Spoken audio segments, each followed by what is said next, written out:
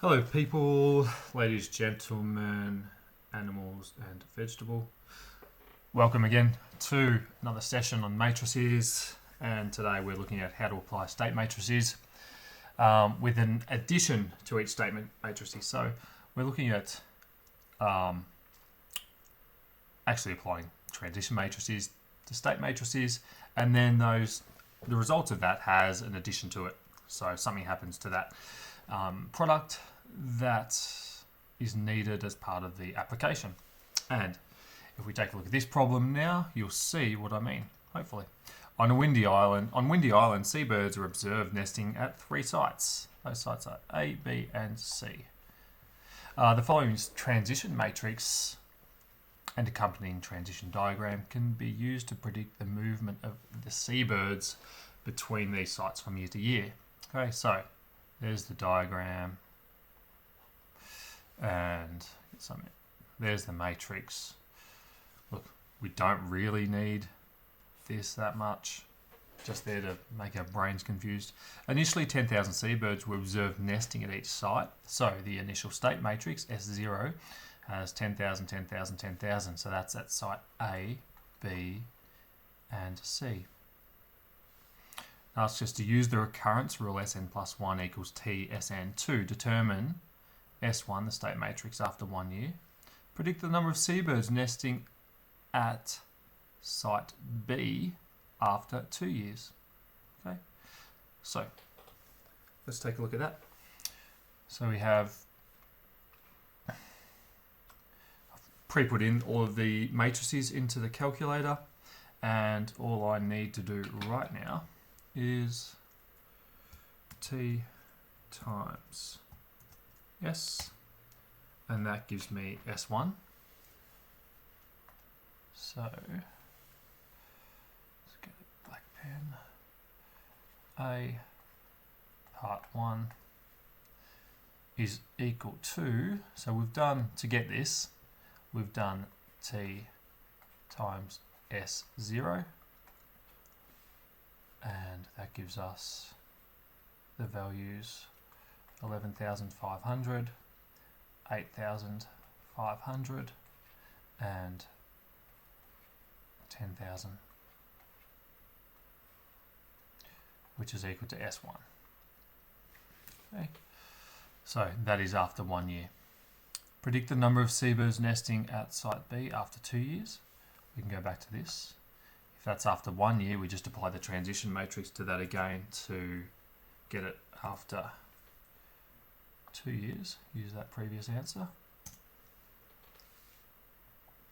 And we have part 2. S2 is equal to 12,850, 7,300, and 9,850. Now, remember that the question asked you to predict the number of seabirds nesting on site B. So, site B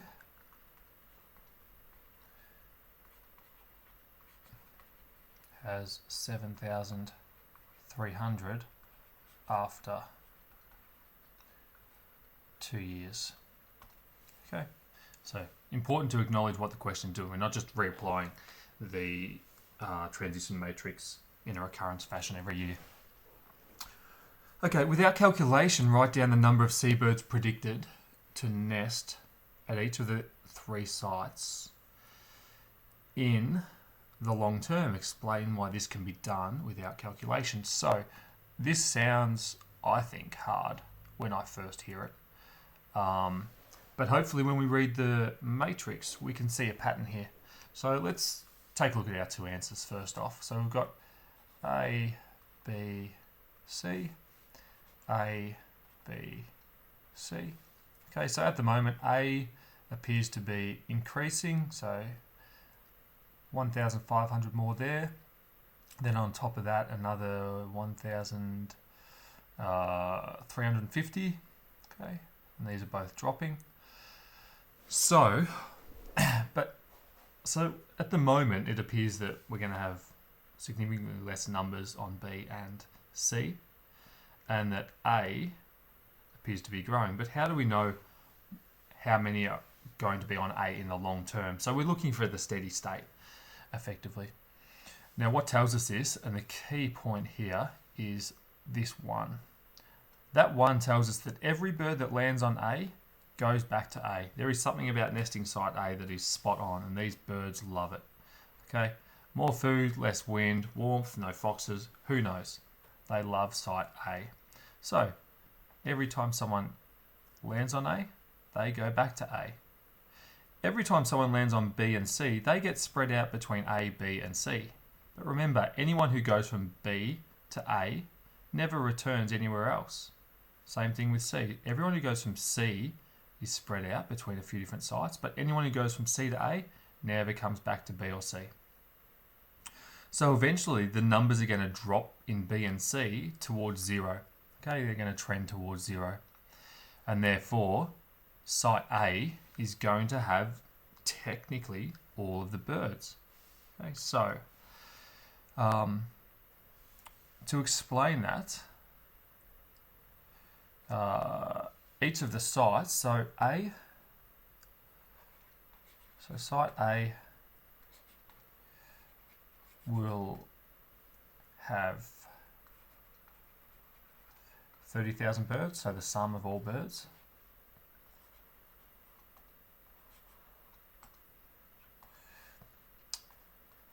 B and C will have 0 long term. The easiest way to explain that is because any bird that nests on A never changes what are we called? Sites.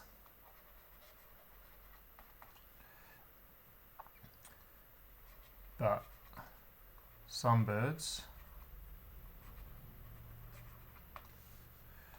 from B and C always go to A. Okay, but those birds never move back from A. Okay, so that's part A and B done. To help solve the problem of having all the birds eventually nesting at site A, the ranger suggests that 2,000 seabirds could be removed from site A each year and relocated in equal numbers to site B and C. The state matrix S2 is now given by this here. So we've got year one's numbers. We're saying, okay, year one, we're going to have 10,000 birds. Then we're going to apply the state matrix. That state matrix is identical to the top one there. But each year, we're going to add this matrix, which, as you can see, subtracts 2,000 birds from the total on site A each year. Okay, and splits them between site B and C. So site A, B, C. So evaluate S2 and then S3 and S4. Okay, so let's have a look at that. I'm going to scroll down to give us a bit of writing room there. So I'm going to start with this. Now you see I've got N already set up here. So T, and the original state matrix that we started with, the initial state matrix, is the same as S1 here. Okay, but we're just saying that for some reason that's after 1 year. So T times S, which was my original matrix, T times S plus N. So there's our birds to start with for S2. So S2, let's change my color there. So C part 1. S2 is equal to, so we did where am I? S2 is equal to the transition matrix times S1 plus n, and that gives us an answer of 9,500, 9,500, and 11,000.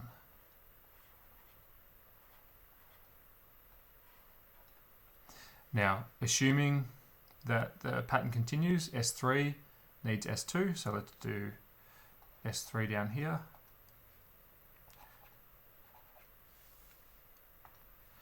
And S3, I can use my answer.